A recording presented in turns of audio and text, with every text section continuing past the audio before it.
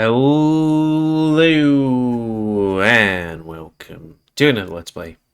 Me, GamerWolfSix of the Smoke Room.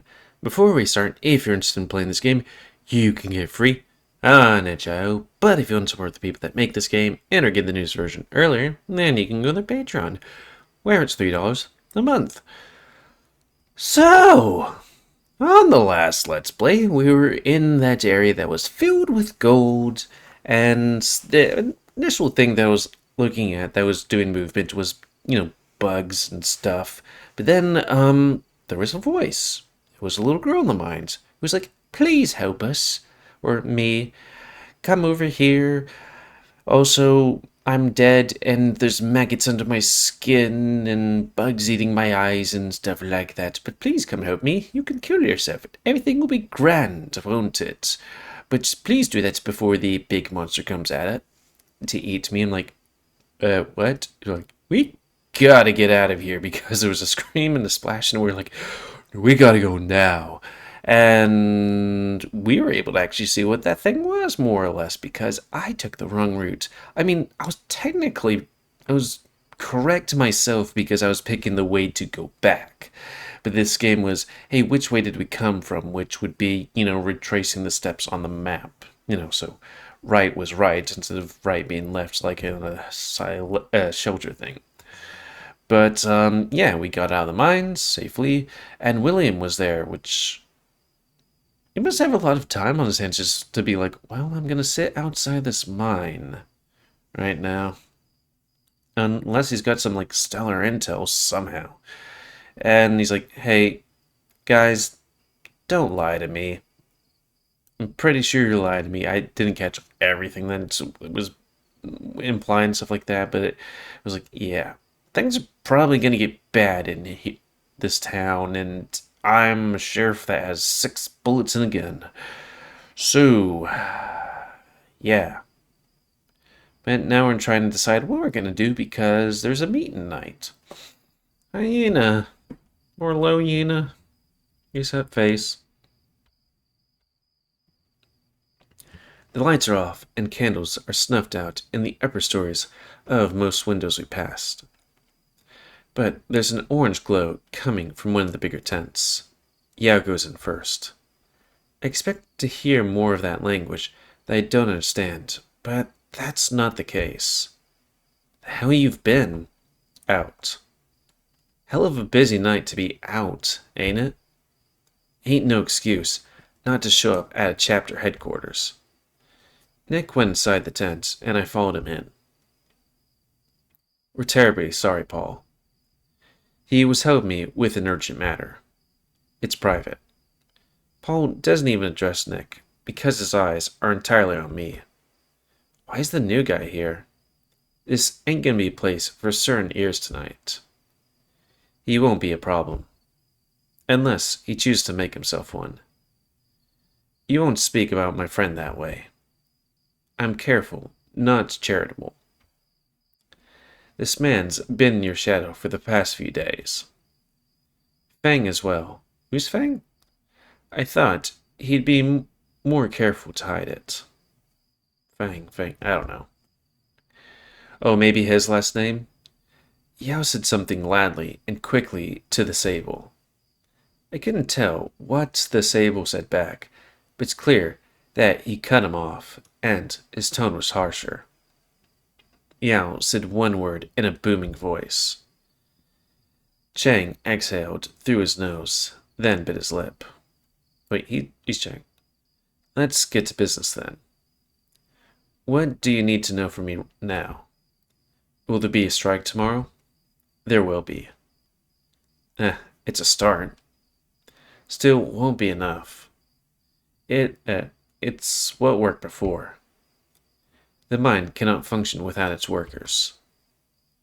What worked is we had Dimitri to negotiate on behalf of the chapter. And today, those bastards try to kill him. How bad are his injuries? You know him. He's tough. They patched him up, and the big fool's already trying to do paperwork in the headquarters again. If he's lucky, he's going to be walking funny for the rest of his life. How? No, wait, he'll lose the foot if he isn't. It sounds like he'll still be able to negotiate on behalf of the chapter, so long as we force him to recover. Oh, so not do anything?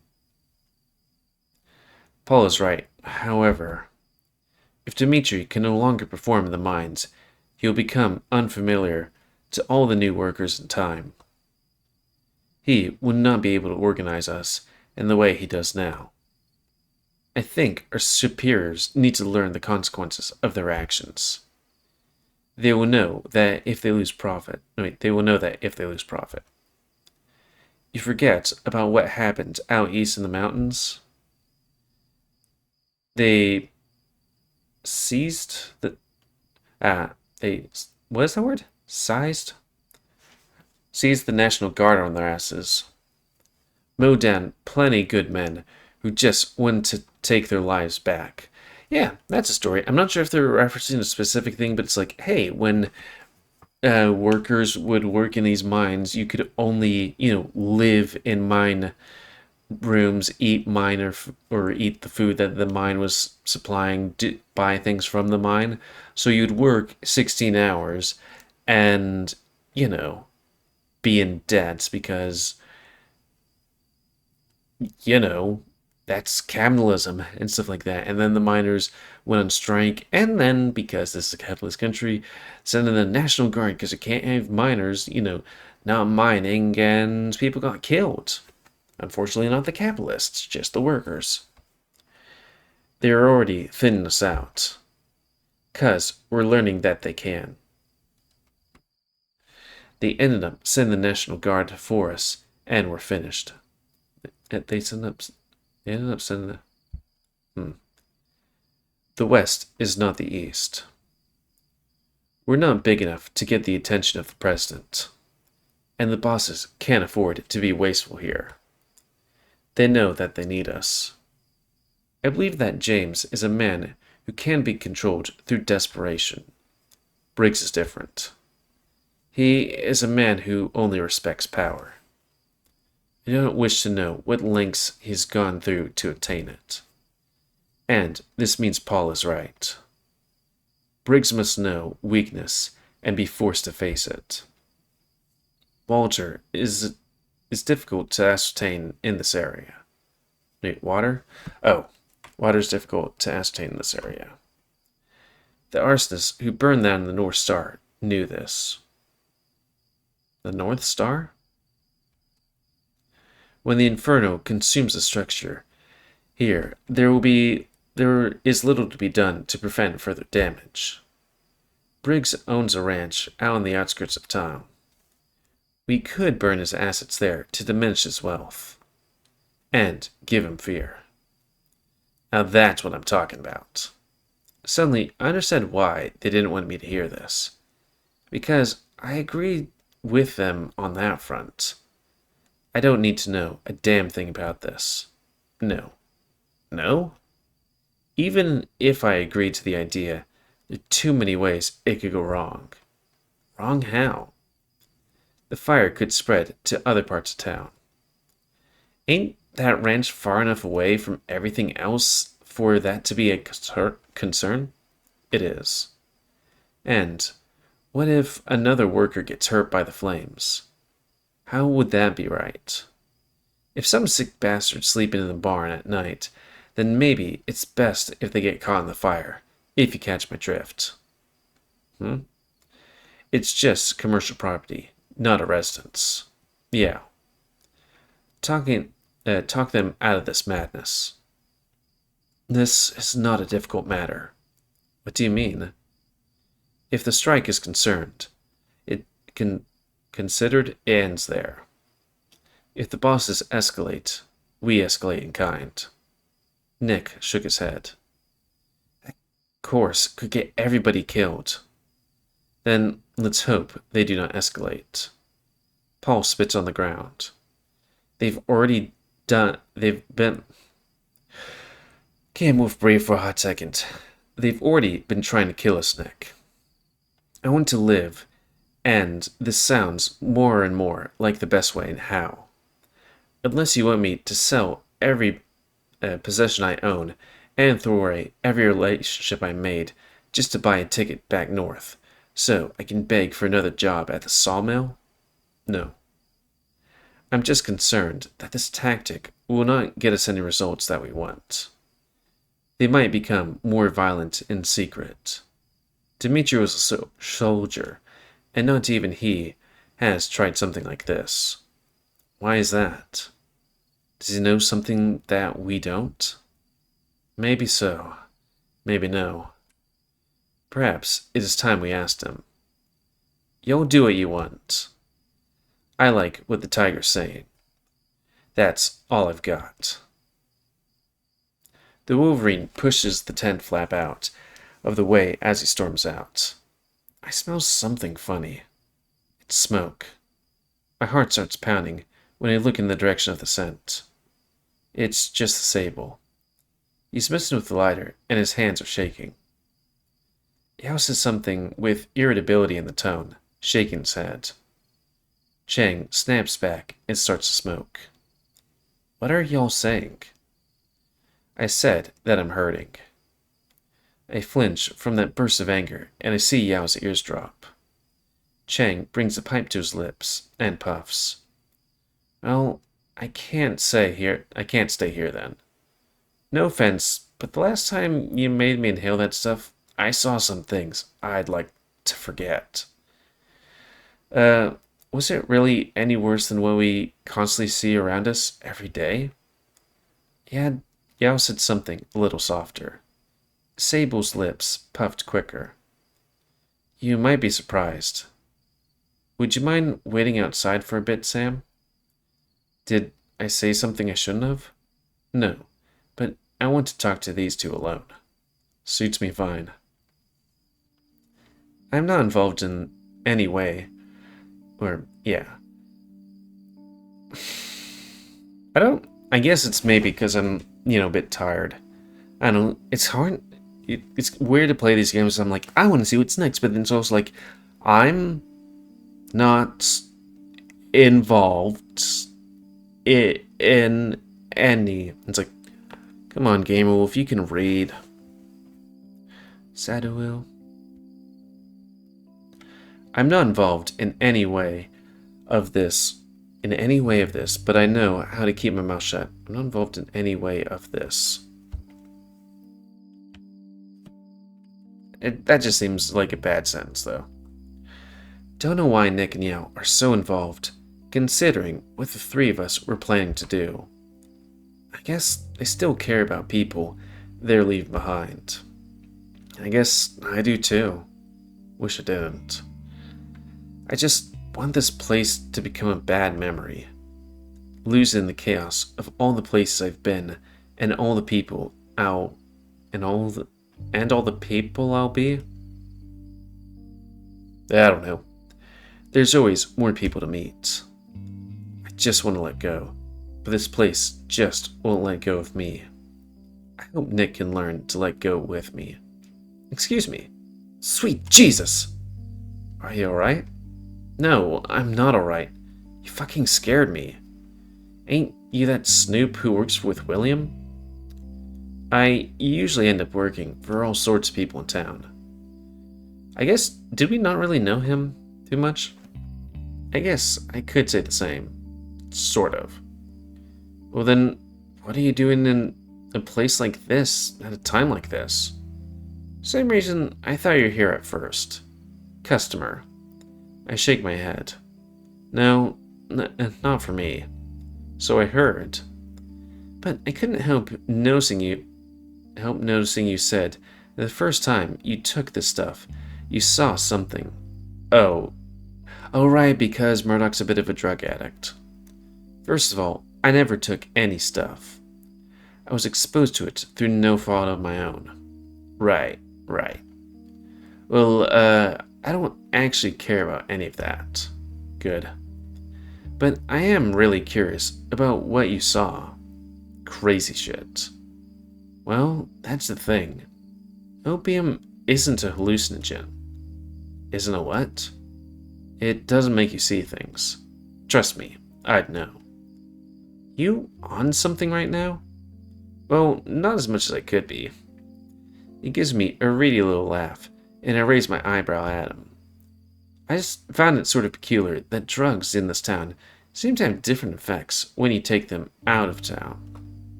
Just want to know if somebody else knows that too. Okay. Sorry if that was awkward.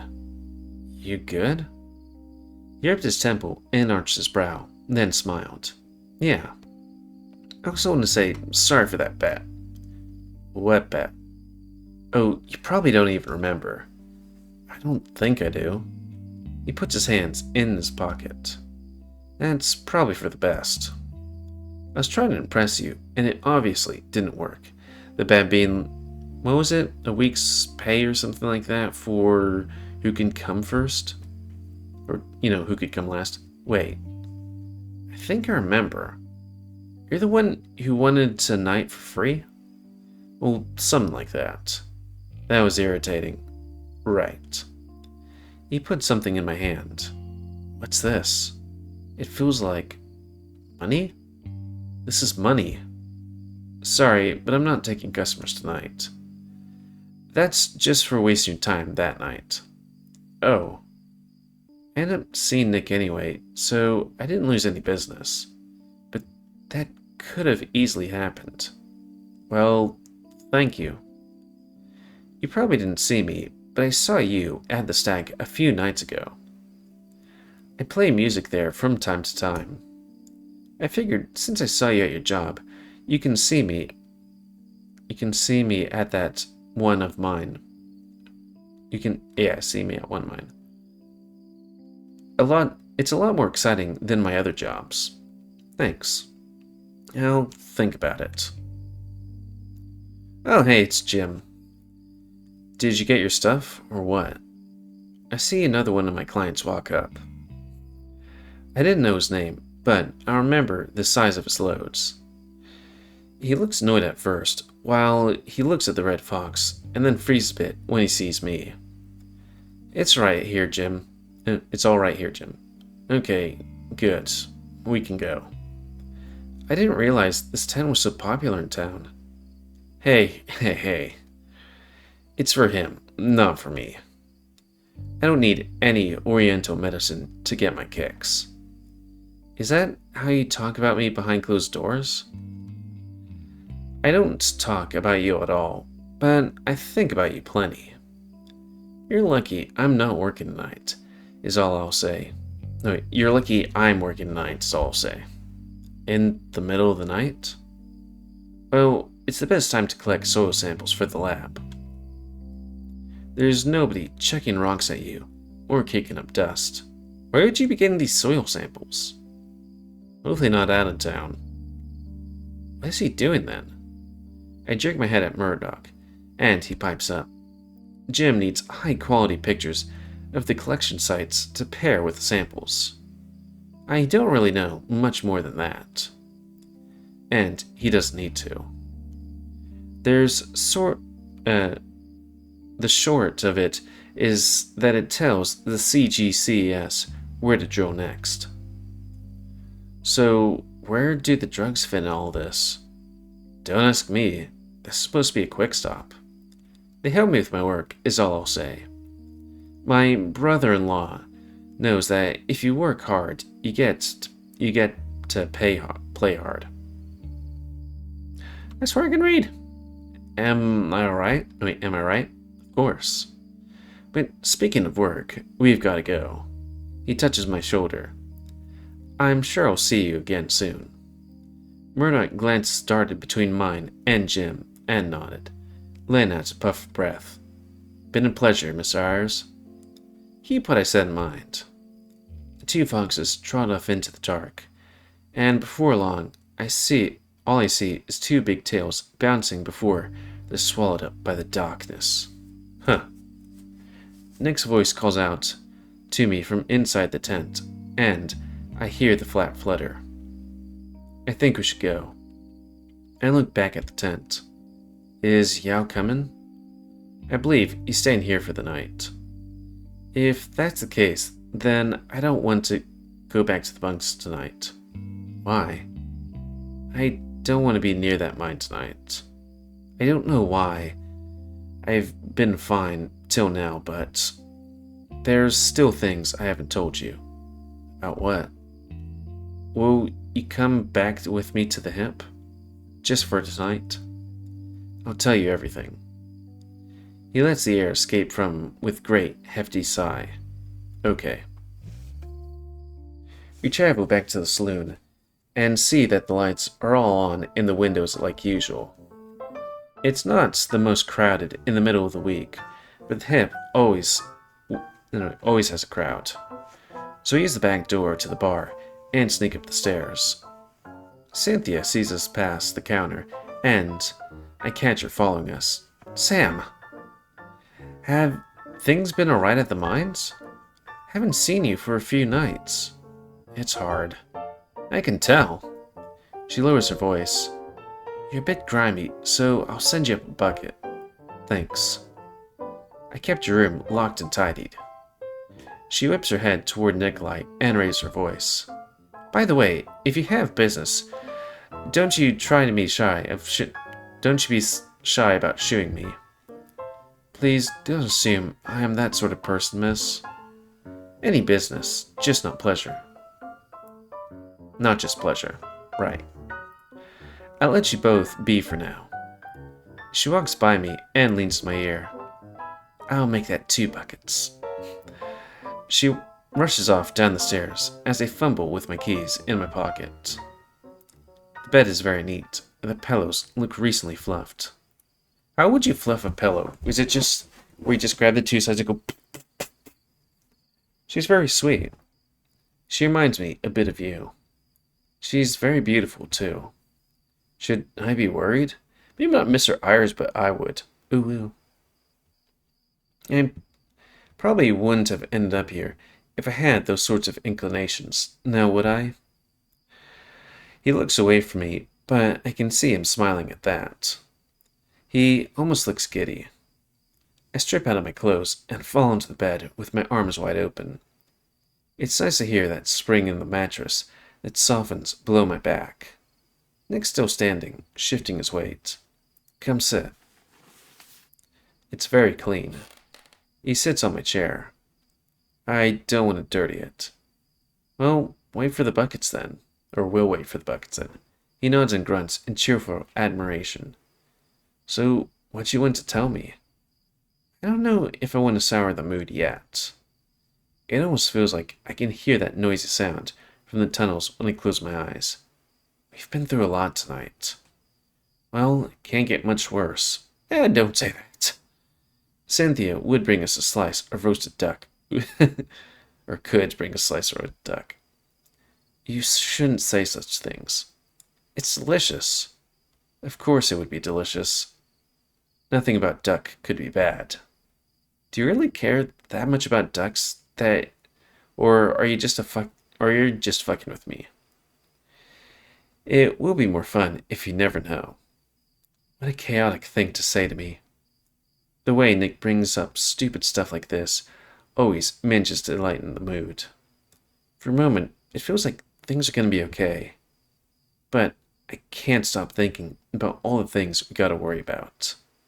I know Nick is running out of money. I feel like the stuff that miners are going through is only going to get worse. I don't even know if Nick will have a job tomorrow to go back to. And the gold. Can you look through my pants, Nick? What for? Just look. He looks at me strangely and picks up my slacks. They're heavy. He pulls a nugget Yang gave me out of his pocket. Was it real? The gold, I mean. Of course it's real, Sam. See how it bends and shines? Tears well out of my eyes. Okay. I'm glad. Why are you crying? It's just hard to trust what I see as of late. I'm just glad it's real. That's all. Can we share it, Nick? He shakes his head. No. This is yours. It's enough for both of us. Let's sell it quick, and we can split the money. There's more on the ground. You earned yours. I should get my own. I don't want you to go back underground. How could you, after what you heard? After what you saw? How could you put yourself in danger again? He sighs. Because life is always dangerous, Sam. You look at this gold and you think it's freedom. But all it takes is men with guns to come to your home and take everything you've brought with it, or bought with it. There's laws, Nick. For some people. We've broken many in this room alone. Well, yeah, but it's not the same thing as robbery. Doesn't matter. You think laws will keep you safe until they don't. Sometimes that's the lesson you learn when your home changes quickly, and you do not. I know Nick doesn't like to talk about his life before immigrating. He won't even talk about his family. With him, it always feels like asking to look into somebody's private memoir, and that they don't want you to see. Sometimes it feels like he wants to forget them, but then that wouldn't explain the pictures he keeps of them near his bunk. I don't know if they're parents or siblings or his cousins, but whoever they are, I know he still thinks about them. Maybe he lost them. Maybe he doesn't want to lose me too. But what's on my mind isn't just the money. That's not relevant to what I have to think about. Sorry. I'm not just thinking about money. I saw and heard things no living man should. So did you, Nick. Or so did you, I think. I told you about what happened that night that Jack drove a pickaxe into my skull. But I didn't tell you what happened after. There was something in the room with me, breathing, sniffing, like some kind of animal, only bigger. And the way I heard it move was like nothing I have ever heard before. The look on Nick's face right here is just like, I think you might have breathed in too much of that opium, my dude.